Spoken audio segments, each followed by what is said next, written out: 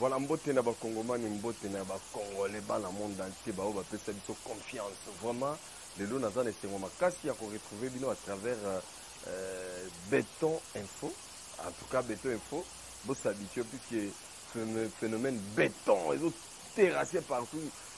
Na Congo, en Afrique, mobile mamigolo, phénomène béton partout. Il y a un moni bisoba oyo balubeli penador ya fati. Donné tinga pena molubeli pena fati. Dans un essengo makasi à retrouver bino ba Congolais au bozali tina ba fin fond. Juste pour besoin ba information ya propre, il y a clean, il y a solo au ba yebi évangile nga bandaka là vraiment. Soyez le bienvenu au kutani nanga kale lo yo yebaki na yote yebaka ke oyo ezali Saint Thomas, l'homme qui prêche l'évangile. Il y a ceux qui ont monité condimaté. Merci Nabilili Tuzana Biyu et puis Mike Azawana na koki ko bossa na te yemoko moninga lisano. Sans rival na pesi mbote bisika azali parce que ta on a le bébé na raisonné belé mais chapeauté par celui qu'on appelle Rifin Kisombe, donc l'Union Watembe. Yo mikolo na bengo l'Union Watembe parce que au terrassé ma solo. Alors les lots n'aient pas à réagir concernant quelques actualités et en vogue. Donc il y a les bosso n'a réagir na discours il y a Mokonzi Mboka Congo interview à Salaki na Jeune Afrique à Sali interview na to émission ensemble na RTC na bandera Top Congo après ba maloba nae ba nyosologue ya Congo ba bimi ba liba la kisane te bango mutu baza la maîtrise ya makambo ebele. J'ai appris beaucoup de réactions mais c'est pas singa ite yango moni na ye pour na réagir à propos. Franchement na ye pour na réagir concernant on a puis deuxième fois na ye na réagir awa ezali concernant makambo ya élection ya 2023 ba te donner na ba beta masolo. Par rapport à la loi organique, déjà, ils ont voté la CENI et que déjà dans le Sénat, les qui n'ont pas été, la ministre est dans la table et à mon compte pour promulguer, mais vous ici, parce que moi, je dis non, les gens ont bien été là, on a bête à l'issolo. Et puis, on a souki ça. On a l'issolo, c'est-à-dire justice. Oh, mon compte à niveau de la justice est tamboli bien été. Donc voilà au moins les 3 points où la ligne sa télé pour tout sur le langana bino bo s'habituer de la bo zalagana oboyo kaka po boye ba rapport za la raté que ngana yeba ki te benga muninga yebise que no Saint Thomas azali awa na Béton Info azo ko pesa makambu ya fati béton. C'est très important. Voilà, na pesi bino mbote ba na Amerika, na pesi bino mbote ba na Asia, ba o baza ko mona ngai juste ngai yo na zongeli kaka po na bino po mikolo mingi na lobela Fati. Pourquoi on a tout la Fati? Parce qu'il y a des Congo. Pourquoi on a la Fati? Parce qu'il y a des Mokondi Afrique. Au cours de ce pays, mais c'est lui notre président. Au cours de mais c'est lui qui dirige. Donc sur ce point-là, Aza présent, il y a Oyo Balingaraye. Naba Obalingaraye. Il y a Oba Vota qui est. Naba Oba Vota qui est. Il y a mon continent, tout. Ça dit que même Africain, pas d'accord. Il y a présent Union africaine. Mais pour moi, on a un Congolais, on a un doute. Mais avant de développer, maintenant, les solos, moi, ça me fait très mal. Hein, ça me fait quand même très mal de constater que ces derniers temps, nous sommes tous devenus des experts en tout et pour tout. Ce n'est pas bon. Parce que vivre dans le monde. C'est-à-dire que les Congolais placent dans le domaine respectif. À moi, on a route dans le domaine où il y a mais le domaine où il vraiment comme expert. Alex Sabat, même dans le salam salana, ils ont politique. Là, je ne suis pas d'accord avec Bande Konanga. Biloko ebele toloba. Topé ça ma théorie, mais tout le monde a la réalité. Ma théorie ebele topé ça il reflète penate otozaki ko yebisa bato. To tozaki ko loba na bato. Tout ça parce que Tomi Tiaki bisonyo soba monsieur qui connaît tout, ba madame qui connaît tout, il faut ça na méga na yo, aux Android na yo. Allez, on l'a mouké le chef de l'État. On a mouké ko critiquer politique na yo. On a mouké ko boya ye. On a mouké extrémisme na yo envers ye. Non. Le président de la République azali ko sala tana ye. To ki sini. Oya yo, to oya yo moko, to yo moko ya osala pe oya yo tant. Donc ça vraiment photo yo kana malamu et puis tout c'est compliqué. Alors sans plus tarder na yeli siko li solo maman elikamo mais bon s'abonner de belé pena na béton il faut pour besoin d'informations ndenge bayebisi eza canal moko approprié mpena ya kodivulgue d'information ya solo oyo eza clean oyo ezanga tete oyo ezanga sende ezanga libaku. Je crois que toza kose comprendre. Merci à toi Mike papa na omonte parce que yo toza kote wana nzungu na yo nde oyo biso toza komilengela mpo soki olandi ebele biso toyekolia. Discours ya mokonzi ya mboka to interview asalaki na Jeune Afrique na bandeko ya RTNC y compris Top Congo. En tout cas, on a landaki yango. Et pour votre information, on a expliqué bien na ba mituna nyoso bazalaki kotuna. Mais ça problème au ticket ngai concernant réaction ya place mokonzi ya mboka ki kolobaki. Salaire na ye ayebi yango te po pesa yango na ndeko. Christian Lusako no atunaki. Mais j'ai vu beaucoup de gens banyosologue balobi que non ndenge nini ya kolobaka yebi salaire na ye te. D'abord ngai salinga passe. Et ça n'a pas si comme on a battu réagir façon on a fait considérer que n'engeni na yebité. Bon, effectivement, ngai siko na ena côté là non mokonza boka pe na ko côté là ngana tuna yo mtola na ngai na minute. Est-ce que ko sale la ngai recherche en Afrique a président oyo mona le na TV a pesa salaire na yo ko yebisa ngai salaire ya papa ya président de la République ya pays ni en Afrique yo mona ki au cours d'une émission ba tuni président wana yo salaire no ezalaka combien présent na lobi bonga salaire na ngezalaka autant. D'ailleurs tel que nazo tala yo mto olanda nga bien na minute yo mto zaki na besoin ba salaire à président. So lo baki 10 000 yo mto ngo boye. Onga lobi akosi. So lo baki 100 000 kaka yo mto ngo ngela ngo prétexte ngo ngela ngo problème. Tout ça comprendre que il y a des Congolais comme ça, bazana Congo. Leur problème n'est pas basé d'une manière positive. Mais il y a tout problème bima. Surtout ce seli mokonzamboka yaluka a diaboliser ngo. A créer la ba négativité oyo ya lingi selon yimer ndenge zali ko tinda yi. Yango moni lelo bande ko nanga belé osola nanga ozaki ko landela pe politique ya Congo na makambo ya Congo. Tala ba contexte otolekaki na 2019. Masolo to betelanaki. Biloko belé to s'assuraki. Opeto yokaki. Qu'est-ce qu'on n'a pas entendu dans le Congo? On nous a cité que le président, c'est quelqu'un qu'on a nommé. En 2019, on nous a chanté que ce président que vous voyez, il est nommé. D'ailleurs, il est marionnette. Ça qui est ma combo. Placebo, marionnette, et l'Inini Yapamba. Je ne sais pas moi. D'abord, le combo me complété. Avant que l'élection, ça a été azaka mayele te azana diplôme te kaka batona oyo ba isengiso biloko na nyoso bangonde te komona bango ko benge susu excellence bango benge chef de l'état sikoyo ye ayebiso biloko wana yo tikali focaliser na biloko wana na mutu donc no président na tanga ta za nommé momoni ka yemo ko tayebisa ko ke atanga ta za nommé mta ko benge excellence tala degré côté atiki yo omoni défaut yo tikali na ngona vie. Voilà, maintenant on vous a préparé pour être des aînés. Aux alanoka ene moyini. Il y a tout ce qui est positif. Donc, voilà au moins moi partie concernant réaction concernant le salaire. Maintenant, lui vous dit ceci. En tout cas, salaire n'a pas qui paraît. Un chef de l'État, renseignez-vous pour ne pas aller trop dans la bêtise, trop dans le sentiment personnel. Bozolinga bobetaka masolo ezosala mitema na bino elenge okasa ke soki yo sololi selo elenge motema na we ngonde koko ma réalité. Souvent le chef de l'État a la prise en charge de notre trésor public. Donc Kenneth s'est renseigné partout. D'abord il est pris en charge par le trésor public au départ nan. Au départ il est donc comme ça. Sans compter ma prime, sans compter ma avantage en tant que chef de l'État. Pourquoi on est un chef de l'État? Oh, il a l'État. État congolais. Lui c'est le chef. Si vous avez chef, vous avez contrôler le terrain. Ah, ndeko na ngai. On se rata. Mandang aussi la terre hollandais que non ngai pendant 5 ans la landela ko dépasser ko tambo ngone zaki ya yote. Yo zelika siko ya ebisa au salaire. Ni bale belé ba fongola ki misbono ko zela salaire à président no kuta. Ye moko misala to sala na vida ya tekala ko isa mo sine salaire. Mais baninga na tambo na kana bon. A beta di solo salaire nete. Salaire yo za ko zela ba ya ko expliquer salaire ya président na TV. Ndeko. En tout cas, biso ba congolais on a bino tout doser mukie, tout tika esprit na biso wana ya ba nyosologue oyo okoma pe do yo vandi na ndako na yo. Tranquillement, ozolanda présence a koloba.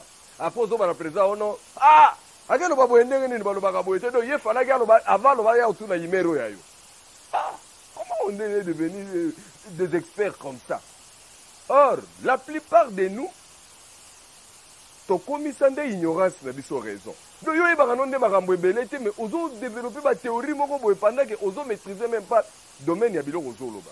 Voilà à quoi nous représenter. Donc tout ça on peut sa image à bato ba yebi. Ma réalité to yebité. Eh quelque part nga isalinga moi soni ya bolimbisanga isalinga moi soni komona moi na benga ono moi buzoberi ya biso. C'est-à-dire que tu as une culture, tu as une normal. Et bien, normal, tu as au départ, les Congolais, peut-être que tu as besoin dans un pays étranger. Vous avez la culture, tu as mis beaucoup de bamboka. Si tu as mis au Congo, tu as mis en particulier, tu as mis et dérange tout ce qui est mis à l'État. Tu as na mati taxi ba kiti singa bona moni mutu wa ministère ya transport ya kangi chauffeur abi au sali hausse des prix. Nga na pesa ki na nga chauffeur wana 500 francs. Pour na bika ke course wana za kanango 500 francs. Mais moi je savais pas que ça la 400 francs. Et du coup, bandeko batika laki na mutu kata ba moni mutu wa ministère azo ko coincer chauffeur ko sali hausse des prix. Bandeko bana mutu ka balo bana mutu azo coincer chauffeur ke ah tika tracasserie. Ah, on ça les tracasseries. Mais il y a violé Mibé quoi, ça les hausse des prix. Parce que biso moko to komi ko préférer to créer Mibé ko ya biso moko ou ils doivent arranger biso. Voilà, biloko yo tout ça ko beta mabe et ya mibale toujours na discours à mon compte moko to na interview autaki ko sala na bande ko ya RTC na Top Congo.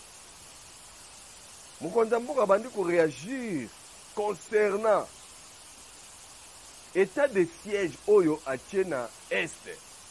Entre autres la province, il y a Nord Kivu, na Ituri. Mais il y a kokamwa ya pasi, mutu moko boyi. A ça il y a un message à quel bao, état de siège ezali distraction. Bandeko. Mais vous avez tous oublié qu'avant état de siège, biloko ni nebimate pour na Beni. Où sont passés bato balataki ba polo je suis Beni.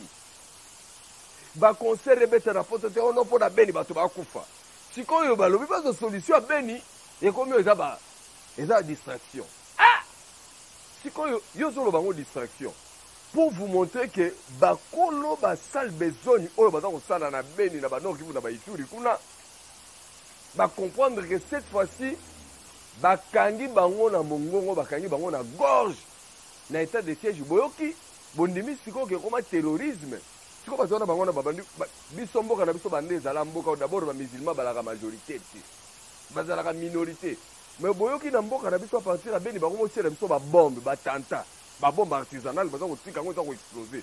Vous croyez que bazo sala ngo par rapport à quoi? C'est parce que ba moni que méthode mingi baza ko salela ba suki maintenant ba kena méthode ya suka. Et nous sommes déjà infiltrés par les arabes, par les groupes islamiques. Si vous avez un négo de la mort, vous avez un Congolais, non? Et ça, distraction. Yo! Bâti au président de la Congo, c'est-à-dire qu'il y a une année aussi, si tous les problèmes sont dans le Congo, bon, il faut taper Batouboy. Le Kouta, oh, yo, Zouang, what? Le deuxième numéro, na rotangue la bino kombo muto na lobela wana.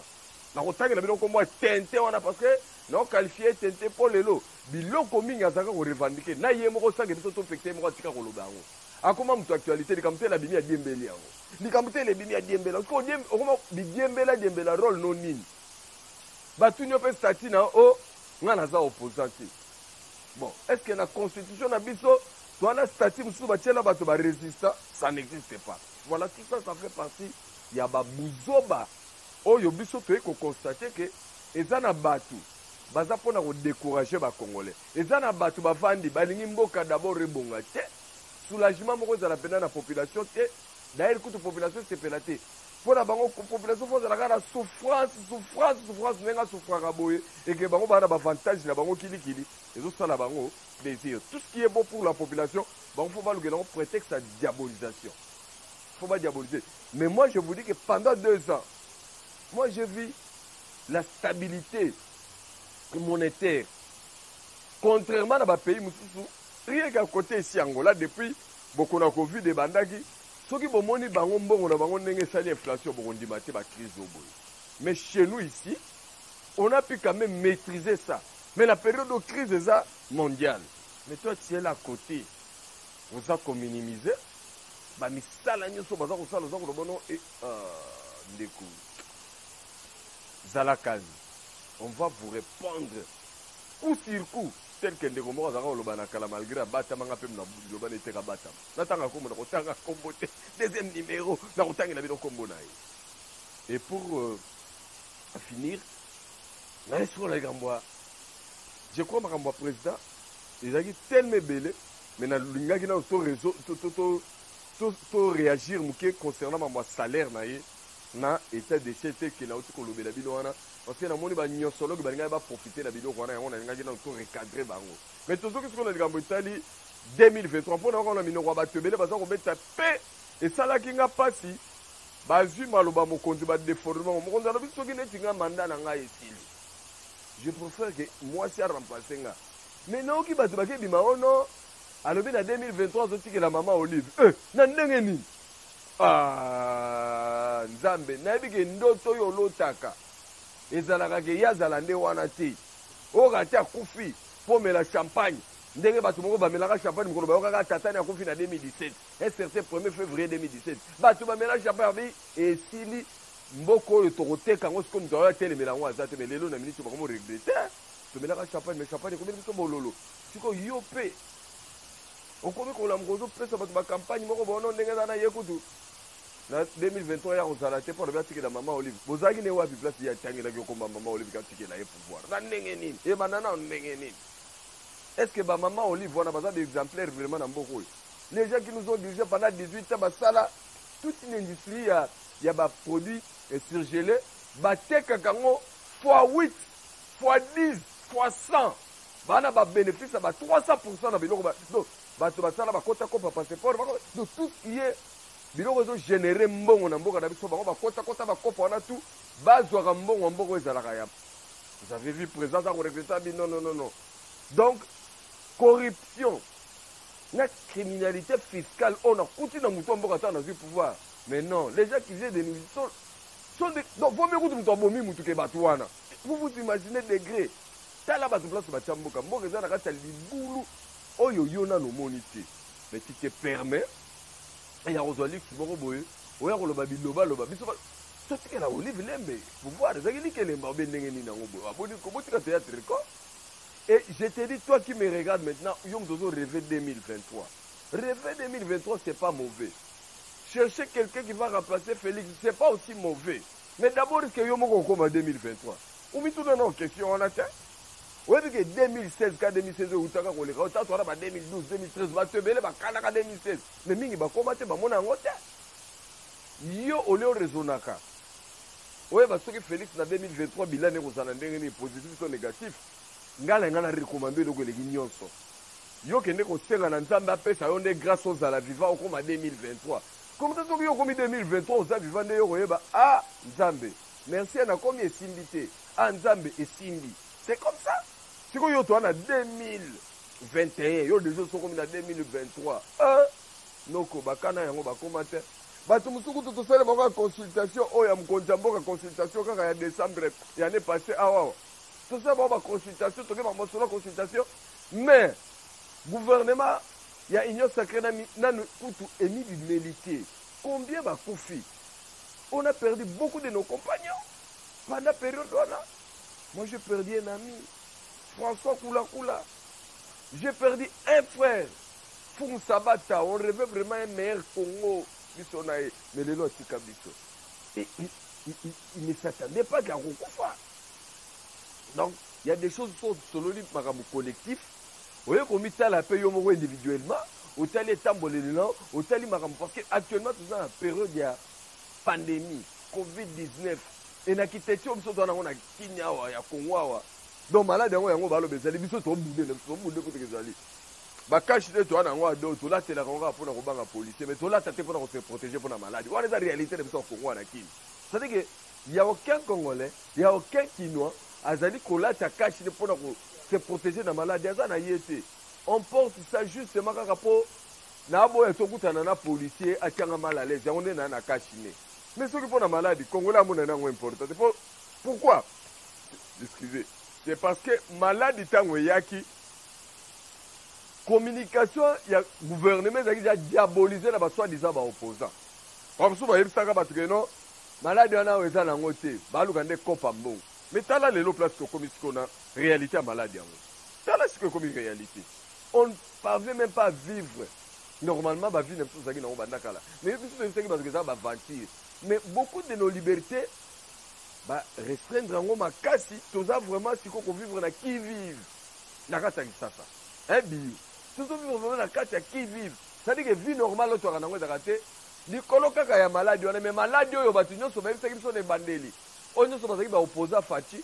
On ne se passe pas dans Fati. C'est des malades yé. Bah ici na mokili mobimake aweza lokuté za ne copie ya gouvernement. Et batu mingi ba parti ngo lelo bango bango ko gérer ministère ya santé. Ça la ndenge za ma confondaka. Biso bango ko gérer ministère environnement. Moi j'ai dit que ça tombe bien. Parce que bango ba ici ki malade wana ezate. Lelo so to suka wa piso to komibo. Concernant élection. Donc voilà au moins Bokiti Samitema. Vous avez prétendre à la candidat à remplacer Félix. Zala Makasi na 2023. Zala Penza Makasi na 2023 on a bondé Lio. Puis Kapene 2023 yo yaka voté au Longola na yo Félix. Mais ngana na Saint Thomas. Soki na moni na rondima. Mais so na moni te na rondima ta. So ko Longoli était.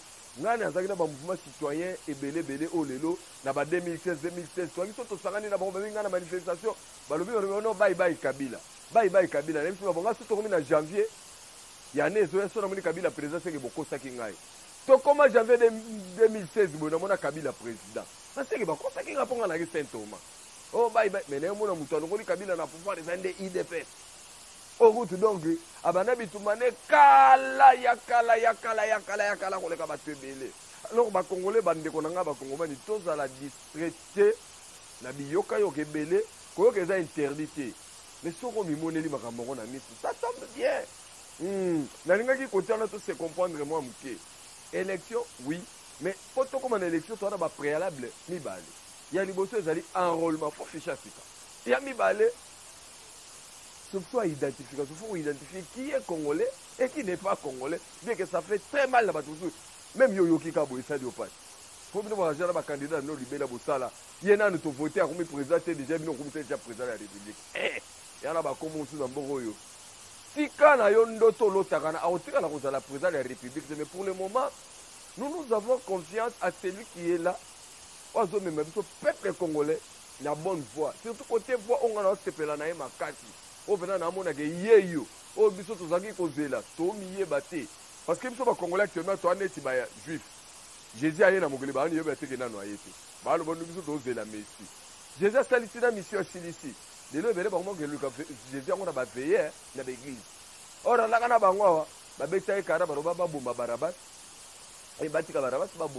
Jésus. Pendant que Jésus, je préfère Barabas. Mais les gens, comment aussi Babitoko, na batapi, bazo kende koluka Jésus, na veillé. Mazalaka na bango. De la même façon, biso lelo. Yeyo, motindani, o nzamba tindi. Ba prophète ndenge na ndenge basakoli. Basali nzambe ebele bele bomuli pe denga kokamba mboka pa kotina kotika na maboko nzambe mais motema na yo ozwi incrédulité ya makasi kangi na motema bino ngai ye na boy vivra verra donc pour na lelo je pense que tosololi yango élection masolo ya président mais ya suka ezali likambo etali justice oyo tobengi état de droit oyo wana mpe mokonzi aregrete makasi faso ekei. Maintenant, quand moi, je regrette que la justice est laquelle a réagi concernant la caméra, mais je suis dit que la caméra est innocent, il faut battre. Botika ba vitesse. Mboko yo botika ka ba vitesse. Botika ko comprendre ka maramoneti, batu moko bazo raisonner na tibia. A expliqué bien que naboya qui ko réagir pendant que le procès est en cours. Parce que par principe, ceux qui n'ont pas réagir pour la vitale caméra, les gens qui directeur dans la cabinet, ils ont sali, la peut une injonction à la justice. N'a-t-il pas justice ça oui, mais ce qui est vrai, je vous laisse pour l'instant. Na premier numéro, oyo bo consommer yango avec modération kabola ngo panza ngo na baninga ke Saint Thomas to beta basete to zo beta za basete ma sécurité za basete to zo préparer makambu ya bien parce que congolais faut zonga la moi dignité na yo perdu il y a longtemps dignité ka kozalaka dignité talaka congolais comme na degré ke aina mboka na yemo propre aina pena bande ko na yi ah siko soko mutu ko na niveau yo et comme extrémisme ya grave c'est-à-dire que tokomi na suka ya motema mabe na biso et les dimensions même ya bato baza ba pagane. Donc franchement on est tombé trop bas na ba makambo na biso belé na ba domaine belé mais mieux vaut tard que jamais et on commence toujours quelque part on a toujours mon conduit on dit conscience mbalo. Voilà, en tout cas na sepeli mingi ne bozaki belé vraiment tous allons na bolingo ya mboka pe ba congolais et boza s'abonner davantage na Béton Info et tout le monde est très prochainement dans le même programme. Merci na Mike, merci na Biou, merci na Rifé qui tombe et tout le monde au Banandi Biso. Yo posa Olanda ngai oyayo. Bye bye.